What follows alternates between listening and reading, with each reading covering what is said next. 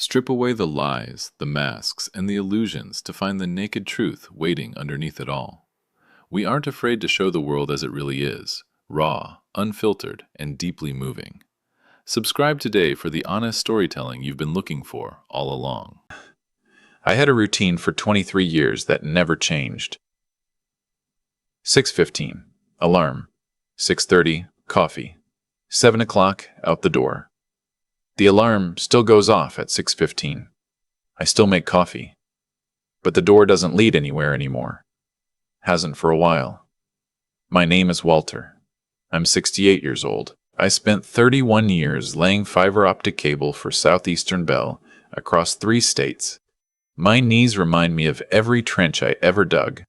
My hands still look like they belong to someone who works outdoors, even though the last job site I stood on was 11 years ago. I live alone in a 2-bedroom apartment in Macon, Georgia. The second bedroom has a treadmill I don't use and boxes I haven't unpacked since I moved here 6 years ago. I tell you all this because you need to understand who I was before I tell you what I did. My son is named Derek. He's 41. He's a real estate developer in Nashville. Does well for himself. Very well, actually. His wife is named Courtney. They have 2 kids, a boy named Mason, who just turned 9, and a girl named Lily, who's 7. I know their ages because I calculated them. I've never met either of them in person. That's not a typo. I've never met my own grandchildren. My daughter is named Rachel. She's 38. She lives in Asheville, North Carolina, about 4 hours from me. She's a physical therapist, which I always thought was good work, meaningful work. She's not married. She has a dog named Biscuit that she posts about constantly on Instagram. I know this because her account is public. She blocked me 2 years ago from her personal profile, but she forgot about the business one. 5 years. That's how long the real silence lasted. Not entirely.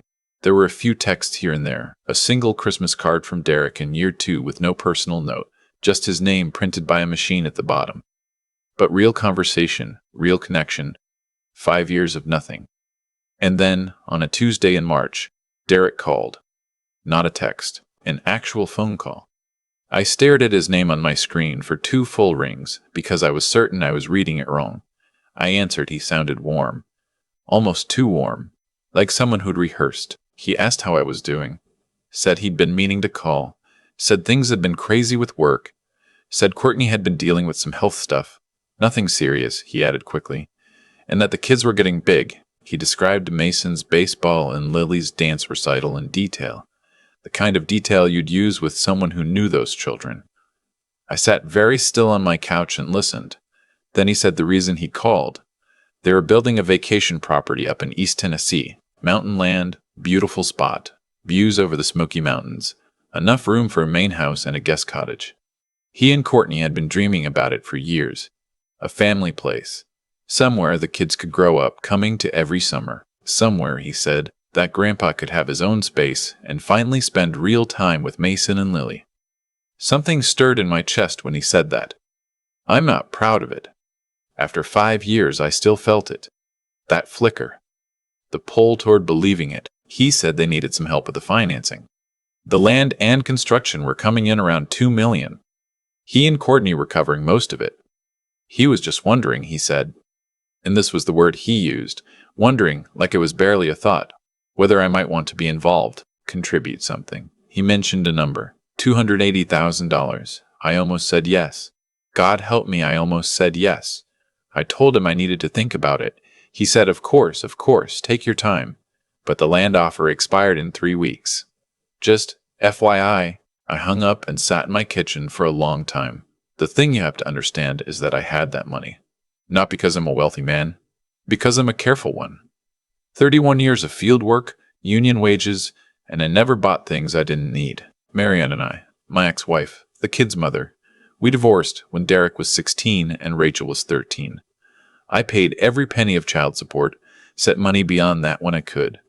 When Derek got into Vanderbilt, I contributed $30,000 toward his first 2 years. He finished the rest on scholarships and loans. When Rachel wanted to move to Asheville to take her first job, I drove the moving truck myself. I'm telling you this so you understand I wasn't an absent father. I was present for every birthday until they decided I wasn't worth having around anymore. The reasons were never fully explained. There was a period around the time Derek married Courtney when things shifted. Slowly at first, invitations stopped. Calls became shorter, then stopped entirely. When I drove to Nashville for Derek's 35th birthday, unannounced, I'll admit, Courtney answered the door and told me Derek wasn't home. His car was in the driveway. That was 3 years before the phone call. So I sat in my kitchen and I made a list. Not on paper, just in my head. Everything I'd tried over 5 years. The birthday cards, the voicemails, the time I sent Mason the baseball glove for his 5th birthday with a note saying I hoped I'd get to play catch with him someday. The time I drove to Asheville and sat outside Rachel's apartment complex for 2 hours before deciding it would only make things worse. The Christmas I spent alone eating soup I'd made Sunday and frozen in portions for the week. $280,000. I thought, that's what I'm worth to them. 3 days later, I called Derek back. He answered on the first ring. I told him I'd thought it over. I said I wasn't in a position to contribute to the property at this time. I said it calmly. I said I hoped we could find other ways to reconnect as a family. He paused. The warmth drained out of his voice the way water leaves a bathtub. He said he was sorry to hear that. He said he thought this would have been a real opportunity for me to be part of their lives. He said he and Courtney had talked about it and they'd hoped I'd see it as a fresh start. I said a fresh start would be a phone call that didn't include a financial request. He hung up. 20 minutes later, Rachel called. I almost fell off my chair. She started the same way Derek had. Warm, careful, too many pauses. She said she'd been wanting to reconnect. She said she missed having me in her life. Then she worked her way around to the property. She said she thought it would mean so much to Derek and Courtney if I showed some faith in the family's future. She used the word faith, like it was a religious matter, like what they were asking me to do was a form of devotion. When she got to the part about how it would give me a chance to finally know Mason and Lily, to be a grandfather, I stopped her. I said, Rachel, did Derek call you after I declined? Silence. I said, how long have you two been planning this? She said they weren't planning anything, they just both wanted me to be involved. I said, your brother called me after 30 months of nothing to ask for $280,000. You're calling me 20 minutes after I said no. I love you, but I'm done pretending I don't see what's happening here. She got quiet. Then she said something I didn't expect. She said, Dad, we just don't know how to talk to you anymore. We haven't for years. I said, you could have started by trying. I hung up. I want to be honest with you about what the next few hours felt like. Because I've thought about this a lot, and I think honesty matters more than sounding strong. It hurt. It hurt in a way that was different from the 5 years of silence, which was its own, slow kind of pain. This was sharper, because for about 45 seconds when Derek first called, I had believed it. I had let myself believe that my son was calling because he missed his father, and that specific hope, the one I'd spent 5 years trying to suffocate, had come back to life for 45 seconds and then died again harder than before. I went for a walk. 2 miles down to Tatnall Square Park and back. It was cold for March, one of those gray days where the light never quite arrives. I walked past a man playing with a little girl in the swings, maybe his granddaughter, and I looked away the same way you look away from something bright. When I got home, I made coffee and sat at my kitchen table with a legal pad. I wrote at the top, "What now?" I'm a practical man. 31 years of field work will do that. When a line goes down in a storm, you don't sit in the truck and feel bad about the line. You assess the damage. You figure out what needs to happen. You work the problem. The problem, as I saw it, was this. My children had access to me. They knew where I lived. They knew my phone number. They knew roughly what I had in savings, which meant Derek had looked into it, probably through Mary Ann, who I still spoke to occasionally and who I now understood had been careless with information I'd shared in confidence. As long as any of those things were true, this would happen again. Different request, same leverage. The grandchildren I'd never met dangled like keys in front of a dog. I started writing. New phone number. New apartment. Different city. Close accounts at First Georgia Credit Union. Open new ones somewhere else. Talk to my lawyer, Paul Hendricks, about adjusting my will. Cancel the landline I'd kept for no good reason for 15 years. Then I wrote, somewhere new. I never thought much about where I wanted to live. Macon was where work had brought me and where I'd stayed out of inertia, but I had no real roots there, no close friends I'd have a hard time leaving. My neighbor Harold and I talked over the back fence occasionally. That was about it. I'd been to Beaufort, South Carolina once, years ago, with Mary Ann before everything. Small coastal town, Spanish moss and old houses, quiet water. I remember thinking it was the kind of place people moved to on purpose. I looked it up. I called a property management company. I asked about long-term rentals. There was a 2-bedroom in a restored building, 2 blocks from the waterfront, $1,200 a month, available in 6 weeks. I said I'd take it. Then I called Paul Hendricks. Paul had been my attorney for 12 years. He was in his 60s, trim, the kind of man who wore a bow tie without irony. I explained what had happened. He was quiet through most of it. When I finished, he said, "I want to be careful how I say this, Walter, but what your son did may constitute elder financial exploitation under Georgia statute." I said I wasn't interested in pursuing that. I just wanted to protect myself going forward. He said, "Then let's make sure your estate documents reflect your current intentions. And let's talk about what protections exist if they escalate." I signed new documents 3 weeks later. Derek and Rachel were removed as beneficiaries. 3 organizations took their place.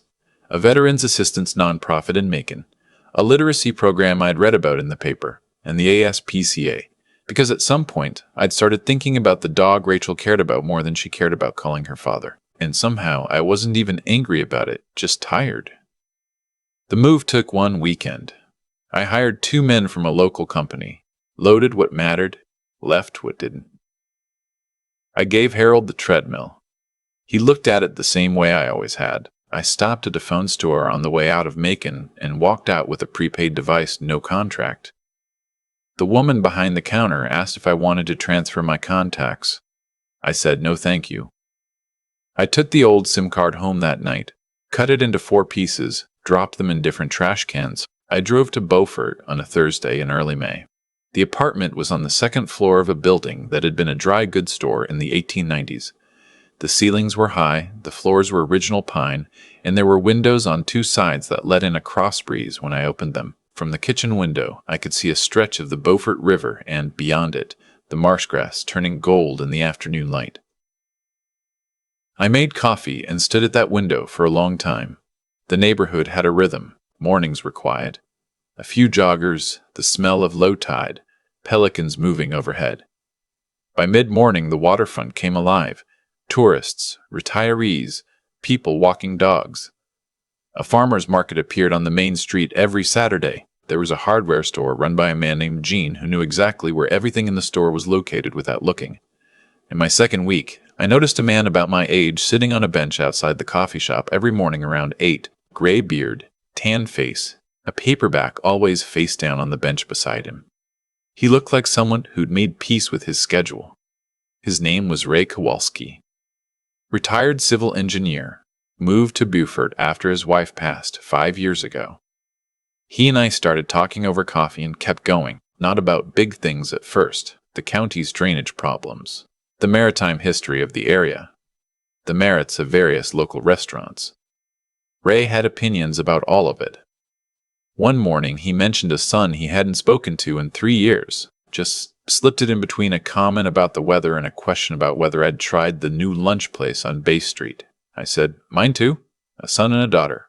He nodded, didn't push. That was the whole conversation, but I understood then that Ray was someone who knew how to carry a thing without setting it down on you. That's a rare quality.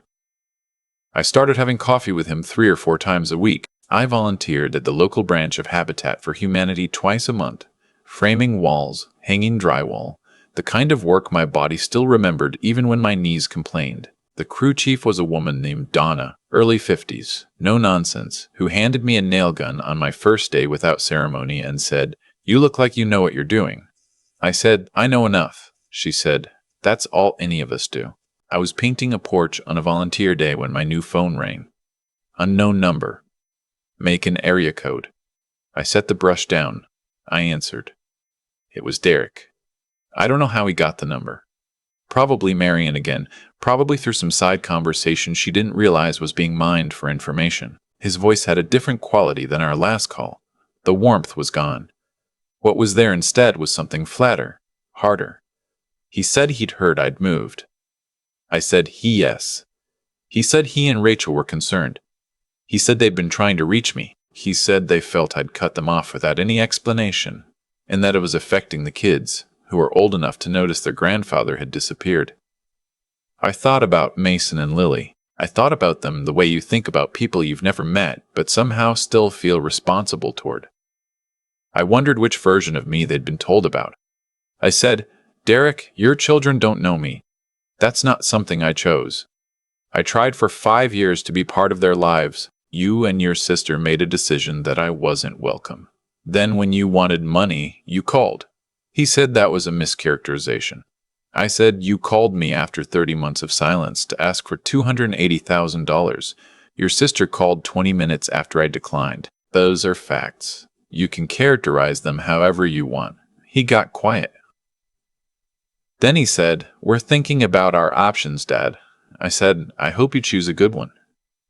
I hung up and finished painting the porch. The letter arrived 6 weeks later.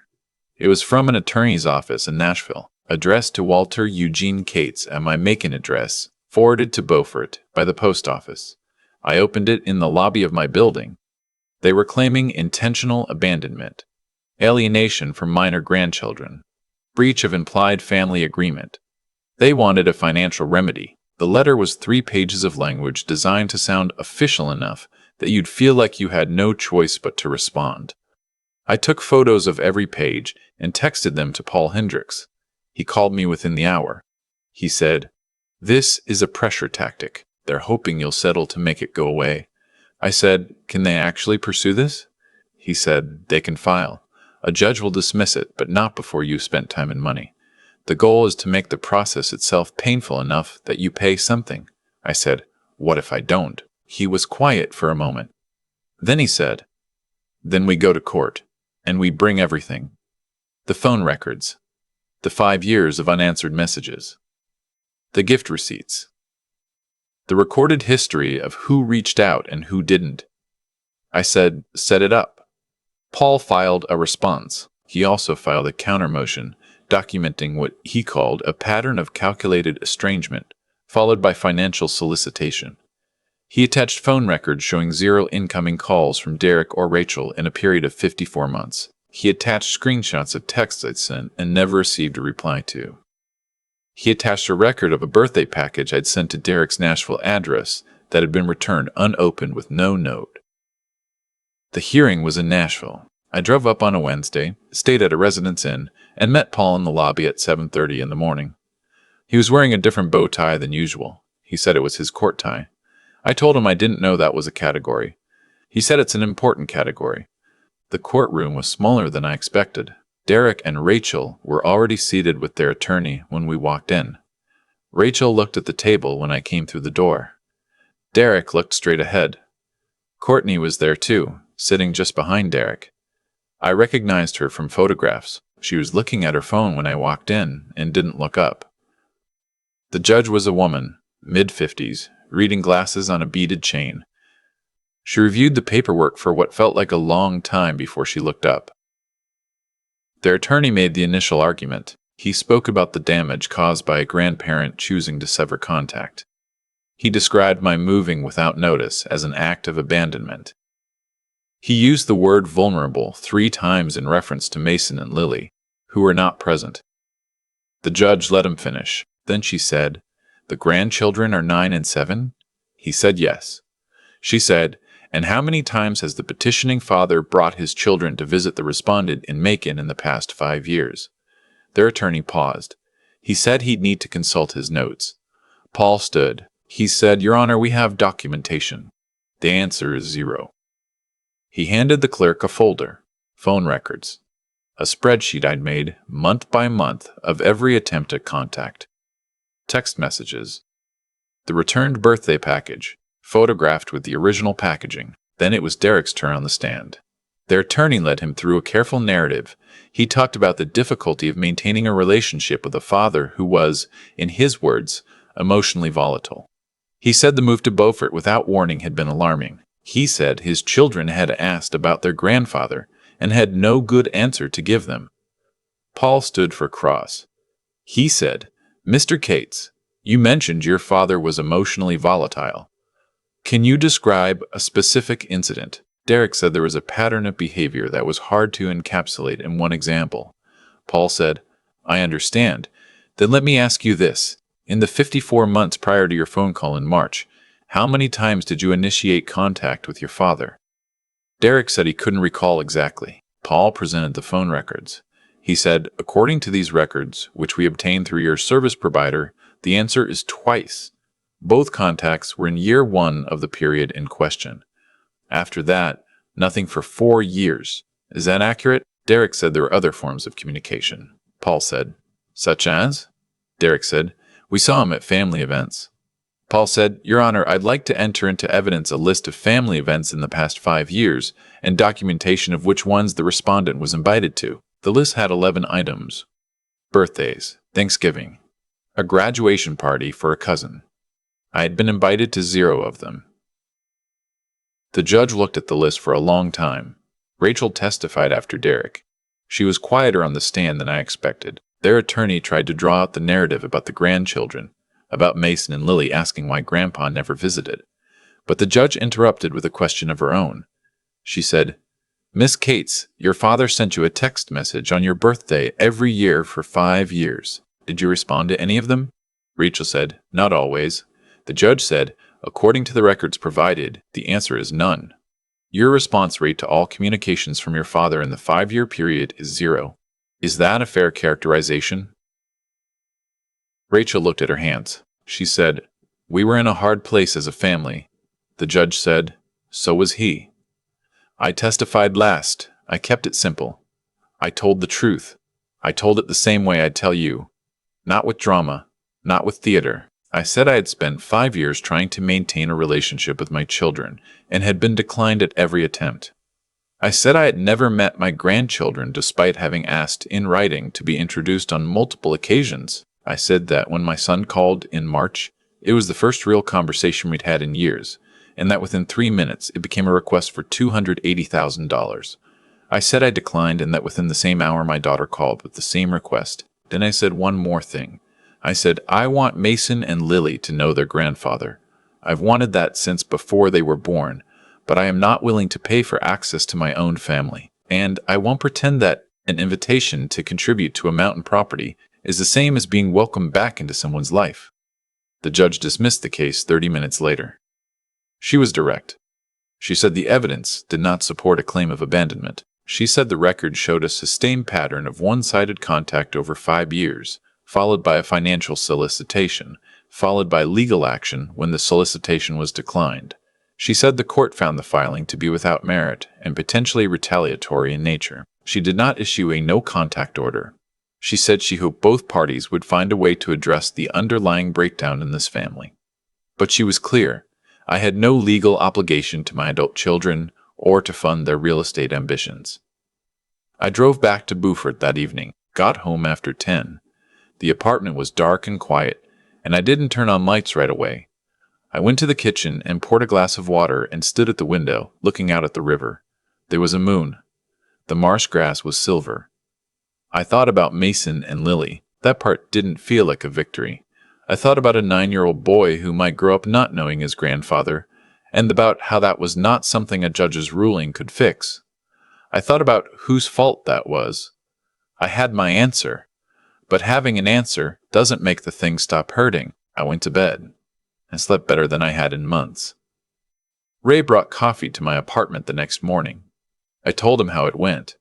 He listened the way he always did, completely, without rushing toward the response. When I finished, he said, "You did the right thing, not the easy thing, but the right one." I said I wasn't sure those were different anymore. He thought about it. He said, "Maybe that's how you know you've gotten somewhere." Life in Beaufort settled back into its rhythm. Saturday markets, volunteer days with Donna and the crew, coffee with Ray. I started taking a woodworking class at the community center on Thursday evenings, taught by a retired carpenter named Felix who had the patience of geology. I was bad at it at first. I got better. 4 months after the hearing, A letter appeared in my mailbox. Rachel's handwriting on the envelope. I knew it immediately. She'd always written in a particular slant, lefty, trying to write right-handed, something Marianne had tried to correct when Rachel was small and eventually gave up on. I brought it inside and set it on the kitchen table. I made coffee first. She wrote that she'd been seeing a therapist since the hearing. She wrote that the therapist had helped her understand how much of the distance between us had been constructed, her word, by years of small decisions that had accumulated into something none of them had ever intended. She wrote that she was sorry, that she knew sorry wasn't enough, that she wasn't asking for anything, not even a response, that she just needed me to know she understood now what she'd done, or hadn't done. At the bottom she wrote, "I still have the birthday card you sent me for my 35th. I kept it in a drawer, and I don't know why. Maybe because somewhere I knew I didn't deserve it, and I kept it as proof of something I couldn't face." I read the letter twice. Then I set it down. I didn't cry, I'm not sure why. Maybe there wasn't anything left for that particular grief, or maybe I'd already done that work alone in this kitchen months ago, and what I felt now was something quieter. Something like the end of a question I'd been holding for years. I put the letter in the drawer of my nightstand, where I keep things that matter, without being sure what to do with them. My discharge papers from the army. The last photograph of my parents together, taken the summer before my father's first stroke. Marianne's phone number written on a piece of paper from 20 years ago that I've never dialed and never thrown away. I didn't write back. I'm still not sure if I will. What I know is this. An apology is not a door. It's a window. You can see through it and understand what's on the other side, and you can be glad the glass is finally clear. But walking through is a different decision. One I'm not ready to make. Ray asked me about it at coffee one morning. I'd told him about the letter in general terms. He asked how I was sitting with it. I said, better than I expected. He said, my daughter called again last week. I looked at him. He said, we talked for 40 minutes. It was awkward as hell. But we talked. I said, you going to keep at it? He said, probably. I don't know yet. 40 minutes was enough for now. I thought about that. 40 minutes was a lot, actually. 40 minutes was more than I'd had with Derek or Rachel in 5 years combined. I'm 68 years old. I wake up at 6:15 out of habit. I make coffee in a kitchen with high ceilings and pine floors, and I stand at a window that looks out over the Beaufort River. Some mornings there are pelicans. Some mornings there's fog sitting so low on the marsh you can barely see the grass. Both are good. I've been to 3 of Mason's baseball games. Not in person. Rachel sends me short videos sometimes now, since the letter, without explanation or prelude, just a clip that arrives on my phone. Mason rounding second base, Lily doing a cartwheel in the backyard, no message attached, just the clip. I watch them every time. I don't respond. But I watch them. I don't know what comes next. That used to terrify me. Somewhere in the past year it stopped. Not because the future became certain, but because I stopped needing it to be. I have Ray. I have Donna and the volunteer crew. I have Felix and the Thursday woodworking class, and a small bookshelf I made badly and then made again, better. I have this apartment and this river and pelicans on clear mornings. I have my name, my actual name. I never changed it. I didn't need to. What I changed was simpler and harder. I stopped being the man who was waiting to be chosen. That's the thing they don't tell you about walking away from people who hurt you. It's not a moment. It's not a door slamming. It's a long, slow process of learning to take up space in your own life without apologizing for it. Of finding out that the thing you thought was lost was actually just room. If you're where I was, waiting by the phone, sending cards into silence, driving past your children's houses and not knocking. I'm not going to tell you what to do. I'm not qualified. But I'll tell you what I know. You are allowed to stop waiting. That's it. That's the whole lesson. You are allowed to stop waiting for people who have made their choice, and you are allowed to build something real in the time you have left. Not to punish them, not to win. But because you deserve a life that is actually lived, not just endured, I'm going to pour another cup of coffee and go stand at the window. The river's there. The light's coming up. That's enough for today. That's more than enough. Looking back at everything that happened, the phone call, the courtroom, the letter in Rachel's handwriting, I keep coming back to one thing I wish someone had told me sooner. The way people treat you is a decision, not always a conscious one, not always made with cruelty in mind, but a decision nonetheless. Derek didn't stop calling because life got busy. Rachel didn't stop responding because she ran out of time. They made a choice, month after month, year after year, to prioritize everything else above a phone call to their father. And I made my own choice. I made it for 5 years to keep reaching toward people who had already turned away. That's the part that took me the longest to understand. I kept framing it as their failure. And yes, what they did was wrong. The financial ambush, the coordinated pressure, the lawyer's letter, all of it was wrong, and the judge saw it clearly. But the 5 years before that, the 5 years I spent sending birthday texts into silence and wrapping gifts that were never acknowledged. That was partly on me too. Not because I deserved to be ignored, but because every time I reached out and got nothing back, I taught them that there were no consequences for disappearing on their father.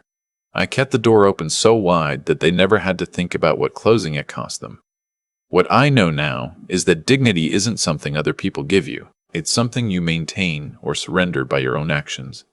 Every card I sent after the second year of silence was a small surrender. I was so afraid of the alternative, of truly being alone, of accepting that my children had chosen a life without me, that I kept making myself smaller and quieter and more convenient to ignore, hoping that if I was patient enough, humble enough, present enough in the margins of their lives, they'd eventually let me back in. They didn't, and the version of me that finally understood that, the man who sat in his kitchen in Macon with a legal pad and wrote, "What now?" at the top of a blank page. That man did the only intelligent thing left to do. He stopped waiting for permission to live. Courage isn't the absence of fear. I was scared when I drove to Beaufort. I was scared when I testified in that courtroom. I was scared the morning Rachel's letter arrived, because some part of me still wanted things to be different, and the letter made that wanting sharp and immediate again. Courage is just deciding that fear doesn't get to be the last word. Ray taught me something without meaning to. He didn't lecture me about forgiveness or moving on. He just showed me by his own example what it looked like to carry grief without being crushed by it, to miss someone and still have coffee in the morning, to keep a door somewhere in you without standing at it waiting. That's not weakness. That's actually the hardest kind of strength there is. If I could say one thing to the person watching this who was where I was, standing at someone else's silence, wondering what you did wrong, it's this. You probably didn't do everything right. None of us do. But not being a perfect parent doesn't mean you deserve to be erased. There's a difference between accountability and punishment. What Derek and Rachel put me through for 5 years was not accountability. It was punishment without trial and without end. You are allowed to stop accepting that. Build the life. Find the ray. Fix the shelf badly, and then fix it again, better. Stand at whatever window you have and watch whatever water or light or morning is out there. That's not giving up on the people you love. That's refusing to give up on yourself. And sometimes, not always, but sometimes, when you finally stop chasing, something shifts on the other side too. I can't promise you a letter. I can't promise you anything except this. The version of you that chooses dignity over desperation is easier to love. By others, eventually. By yourself, first. That part you can start today.